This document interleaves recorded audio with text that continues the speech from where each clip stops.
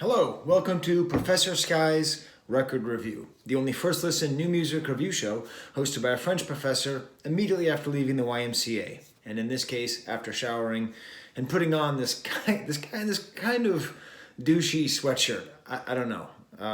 Maybe it looks better like now. It looks like I'm trying to sell Apple computers. I don't know. Maybe I'll just open it all the way up. Is that better? Okay. Anyways, that's not why you're here. You're here to watch a record review. And I am going to give you a record review of the album Songs of Consumption by Toy. Now, if Songs of Consumption sounds both pretentious and cool, you're in the right place. I would say that's the tone that the album hits. But I want to really focus a lot on the concept of cool. Like, what is the relationship between coolness and music? I feel like my entire life I've been searching for music that makes me feel cool. I feel like I've been looking for people who can show me what cool music is. And then I feel like I'm trying to find people to whom I can show what cool music is. It's almost the most important part of music to me on some level. That makes me sound shallow, and maybe I am. Maybe it's because I'm the youngest of four brothers, so I have three older brothers, and each one of them at different times in my life have been gods of musical cool. My oldest brother Ward was in a band, and he was the one who used to explain to me what was a good Rolling Stones album and what was a bad one. He would show me J.J. Cale. I felt like I was in on a secret. My brother closest in age to me, Amos, he taught me what rap was, what good rap music was. I used to sit in his room and listen to New Order while he threw knives at my friends. That's a true story. That's probably why I like Substance so much. Weird memories. And even my brother Bart, who doesn't like music that much, I remember him playing Jane's Addiction for me, and that was my first exposure to alternative music. I immediately became a Jane's Addiction fan for a period of 5 years. But it's like this quest for cool and music, it's amazing because at the same time it's intimidating and it's enriching. It's like you're trying to get sustenance while at the same time there's a certain amount of submission to a greater power. I guess the greater power is my brothers. Gives you an idea of how I think of family. But it's like submission to people who know more than you. Acceptance that you might not be the coolest person who knows the most. And that would continue throughout my life. Like my friends in high school, the way I met my best friend in high school, Brad, was he was wearing a Clash t-shirt. I was just like, what is cool Clash? Rock the Casbah is cool? No. What is cool? First album. Okay. And that taught me what was cool. When you get to college, it's mostly that, It's like I was either the cool guy who was showing people the James Brown stuff that they didn't know, Or I was like with Joe Gargolinsky, and he's handing me a cassette tape with Smog and the Alkaline Trio, and I'd never even heard of Smog at that point. I'm just constantly trying to find out what is some new cool music. And it's weird, again, because of the sense of dominance that it implies. This sort of I hold the information and I will share with you if I am generous. Sometimes even samples from music will do that. I think of Daft Punk's Discovery, It's I'd heard of Edwin Birdsong. Of course I have. I'm as cool as you, or rap samples in general, And all these senses is a way, I'm looking at it in two different ways. On the one hand, it's just pretentious hipster BS, It's just I like something that you don't like, But then on the other, it's how else are we supposed to learn about new music? How else are we supposed to like these things, I'm sorry, this picture is really bothering me, the way that it's framing the back of my head. I'm just gonna take that down right now. My brother Bart did that, the Jane's Addiction brother. That's better. So that leads us to the album Songs of Consumption by Toy. Now, Toy is a band, apparently they released an album this year. I didn't review it. I think I should because I sincerely enjoyed this album. Songs of Consumption, at one point, about halfway through, I just thought, I want this album to be a blanket and I want to be wrapped up in this blanket. I want to be with this album always. The whole thing has this beautiful, it's very well produced, it's very minimalist, it's mostly just drum machines, guitar, very little guitar, bass, lots of keyboard, a very charismatic singer. The whole thing has this interesting feeling of like there's somebody in another room playing something. And so like there's one guy and he's there with his computer and he's recording everything and he's making good music. And then like in the other room there's like a harpsichord or like a guitar. And I'll get into that as I go through this. But getting back to the concept of cool, Toy is very much a young, cool band. And this album is an album of covers, which is a whole different way of learning about good music. And with the exception of one song, all of these songs were virtually unknown to me. So I thought about something. I made a skit. I'm just letting you like understand that this whole show is based on me showing up and giving positive reviews of things without much thought, because it takes up too much time in my life if I try to make good videos with actual production. This is actually the second take of my review. I'm totally selling myself out, but you know what? I'm inching towards 500 subscribers. I'm going to be a real YouTuber, damn it. So I'm going to make a skit that's going to last 2 minutes and 30 seconds. If you don't think it's funny, you skip over it. But this is how the whole album felt to me. I felt like I was myself, an okay dude, just walking around. You know, I was at the gym, I was doing my workouts, I was drinking my coffee as I do when I work out. And I felt like this band was like a different version of me, like an older version of me that had already listened to this music. And when I was listening to this album, I actually created a playlist on Tidal with all the original tracks too. So I listened to them back to back. And I felt like I was learning so much about all this music, you know? But I felt like this older version of me was like, you know, this more pretentious self, which you'll see. You can tell it's pretentious because it's outside and it's cold. And he's wearing a t-shirt and a scarf, but no jacket. And he has a beard. I feel like this weird condescension, this appreciation, condescension, is all kind of mixed up together. So here is my dramatization of what it's like to hear this album. My wife recorded it, and she hit the wrong button for the Willie Nelson one, so there's one track missing.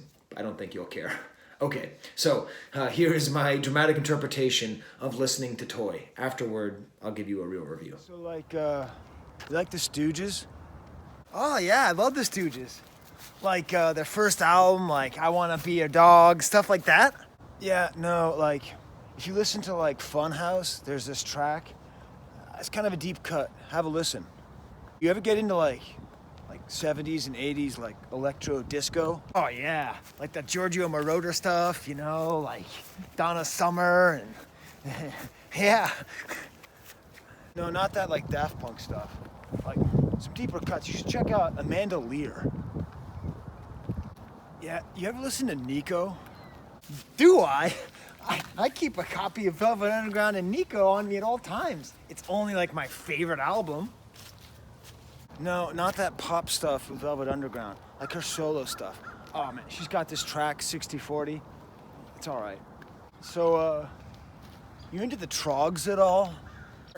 Wild Thing? Classic tune. Oh, no, not Wild Thing. No. Like, you know, they wrote other songs too. You should check it out. Oh man, you know, there's a lot of great stuff from the 80s. You know, kind of underrated. What do you think of Soft Cell? Oh, Tainted Love is like the greatest single from the 80s. I love Soft Cell. Oh no, Tainted Love is a good track. But like, if you actually go like into their catalog, you hear a lot of really cool stuff. Check it out. Hey, I don't know if you're into like foreign stuff. You like Serge Gainsbourg? Serge Gainsbourg. Do I know Serge Gainsbourg?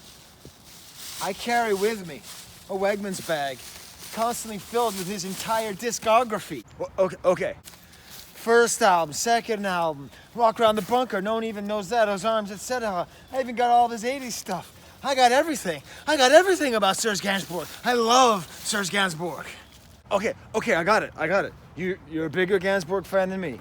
Anyways, some of his 80s stuff is all right. You know A Doll's House? A Doll's House? Like the play? I know the play pretty well. Yeah, the play, but like, have you ever seen the adaptation of the movie?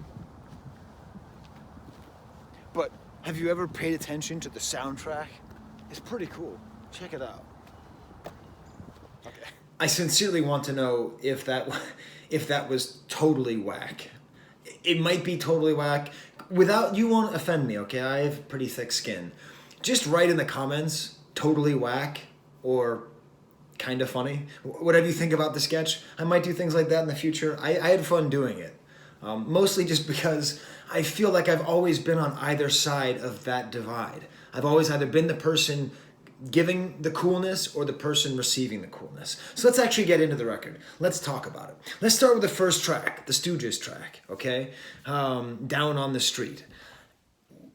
What's interesting is, for the most part, they stay away from playing songs that are outside of the wheelhouse of this album, which is to say they stay away from tracks that don't already have a drum machine and kind of atmospheric singing. But in this case, and later with the Willie Nelson song, they actually take on like an actual rock proto-punk track, and they sort of flatten it all and just put it into their atmosphere. I was talking about the person in the other room playing. It's like there's this guitar at one point, and it's like just in this one ear, and it's just really far away.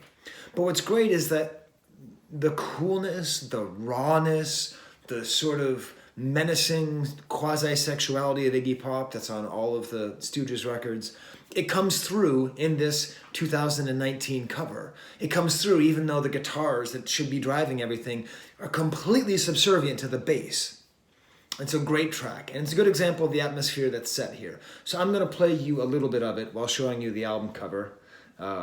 So here is Down on the Street, as performed by Toy.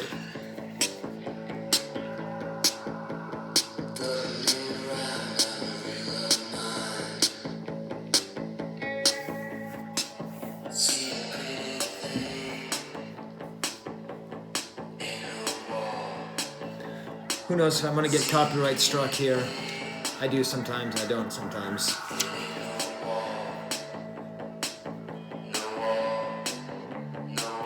And it does build up. It does have a fair amount of dynamics later, like they bring in other sounds. But in general, they're not really going for dynamics. They're not going for highs and lows. They're just going for this low-key, stripped-down synth demonstration. The next track, okay? The next track is another great example of this. It's Follow Me, and it's this, I don't know, I guess this disco singer who was, I looked her up a little bit. She was one of the cover models for Roxy Music. David Bowie tried to convince her to say that she was transgender. Listening to the original is fascinating because it really does sound like a male voice or a female voice. You can't really tell. Kind of interesting 70s gender bending stuff. But just the cover, again, listening to them back to back really helps you to understand why they picked it, because they're showing you this amazing disco song from the 70s that you don't know. But then the cover is just their own touch on it, their own take. Just great texture everywhere. There's some lead keyboard, but again, that's kind of in the background. It's odd. It's like the most distinctive things about the song, they squash and put somewhere else. As you saw in the video, which you might have watched, they also, oh my God, there's a blue jay right outside the window. I'm sorry. I can't show you, but it's really gorgeous. That's the sound. Okay. So they do a track by Nico, who was famous from Velvet Underground and Nico. And it's great because they do a lot of great sequencer work. Like sequencers and keyboards, they can sometimes be boring. But in this case, the has this drum track that goes, and the way that he sings it, it feels almost Leonard Cohen-ish. And it made me think, maybe there's something almost Leonard Cohen-ish about the way Nico sings. Not just that she's low, but just her kind of odd phrasing. And this is exciting to me. That video, the guy with the scarf, you need people like that in your life, and you need covers albums like this, because I've heard all the time that there are great Nico albums and great Nico songs.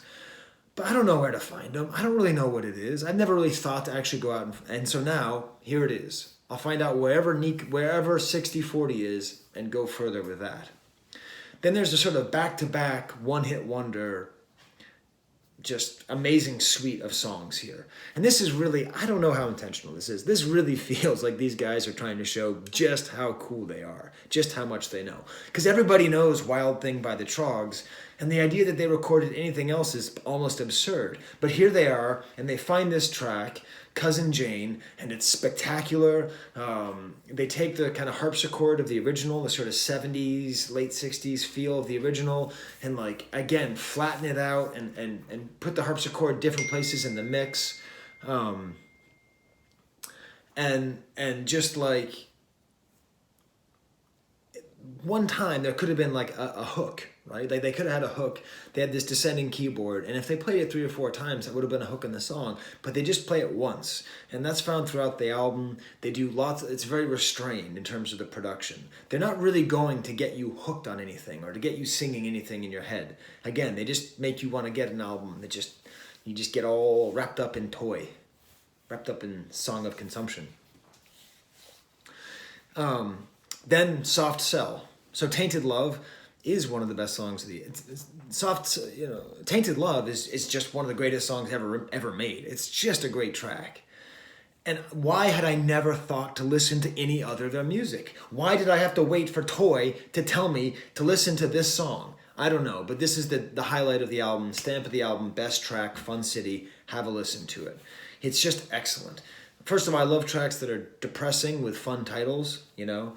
It has this great background singer, which really beefs up the singer quite nicely. But again, the background singer, I think, is in a different room. Delicate use, again, of a descending keyboard line. Very sparing with the production, but just focusing on how good this music is and just how successfully the atmosphere is set. Then we get to the Gainsbourg song. And here, all of a sudden, I'm in just a whole different world. All of a sudden, it's like the Wizard of Oz has been unveiled. They pull back the curtain, and I see the wizard. Because for the rest of this music, I didn't know it that well. I was introduced to it through them. I mean, I knew the Stooges song, but not that well. But Lemon Incest, I love Serge Gainsbourg. I've studied him. If you don't know, he and his wife, Jane Birkin, had a daughter, Charlotte Gainsbourg, who's now famous, was great on that Sebastian record. And she sang a song about incest with her father when she was 13 years old. And it's this scandalous song, and it's about incest. I hope it's all tongue-in-cheek. Serge Gainsbourg was always trying to shock people, and he was often quite successful. But there's another element to this song that made it so scandalous. This is the same singer who took the French national anthem and turned it into a reggae song, which drove all the right-wing anti-Semites and racists crazy. And this is just a few years after that. And in this case, he's taking a Chopin song, part of the great Western canon of music, and he's taking the Chopin song and he's turning it into a synthesizer song, okay? So the shock of Gainsbourg is doublefold. One, incest. Other, like, making a grotesquerie of Chopin, the greatest. Okay, but no. He was very forward-thinking, and he was making a song. So when Toy takes the same thing that he did, but just keeps it like a keyboard song, it makes it less shocking. But what they did that was interesting was they took out the Chopin part. I mean, it's in there, but barely. The part that is the most catchy, that's the most like the hook that Chopin wrote in the 19th century and that Gainsbourg appropriated, is basically gone. And all that's really left is this dark, seedy atmosphere that Gainsbourg set with this song about banging his daughter, okay? Or theoretically, it says in the song that they never consume their love. So, good? I don't know. Then there's the problem that they translated. So they translated the song from French into English. Now, first of all, Charlotte Gainsbourg sings in English now, traitor. But, it's probably better not to have some English guys, warble through the French. But it does help you to understand how important Gainsbourg's lyric writing is. He was a great poet. A great example is, he talks about a exquisite sketch. Exquise. Like, that's the way that he sings it. Exquise. It's this repetition of this ski sound. And when that's translated into English to exquisite sketch, you could tell that the singer wasn't actually comfortable with the ch, making the hard ending. So he kept the softness of exquise by having it be exquisite sketch. There's an old Street Fighter game where they beat up a car and the guy goes, "Oh my god!" Like, he just drops off the last syllable. And I think this was necessary. But it does highlight, and also they say a zeste de lemon, well, that's a zeste de citron, or, anyways, it's fine. I'll get off the translation bit. There is one thing from the original that they keep that makes me wonder, should it be kept? So Charlotte Gainsbourg, when she sang the song when she was 12 or 13 or whatever, has a very shaky voice. And Gainsbourg was the master of taking women with shaky voices and putting them on tracks, okay? I mean, Brigitte Bardot and Jane Birkin herself and his daughter, and Franz Gall for that matter even, he had the ability to take a woman's voice and use women who couldn't sing well as an instrument. The fragility of the voice somehow takes its own character and adds to it. So it's a bizarre thing that he took this sort of accident, that Toy took this accident and replicated it in their version of the song. The singing is very shaky. The female singing is very shaky. But is that necessary to the track? Can you have a proud, strong female voice singing a song about statutory rape and incest? Again, Serge Gainsbourg makes us ask all these questions. He really is worth studying. The next track, which I somehow didn't mention with my scarf, is You're Always on My Mind, which is like... So Willie Nelson is fascinating because I have so much appreciation for Willie Nelson, right? Like Willie Nelson's first album is the best singing ever. It's just the best singing. Undo the Right. If you've never heard it, look it up. It is, in my opinion, the best singing in the history of recorded music. And I'm not exaggerating. Undo the Right by Willie Nelson.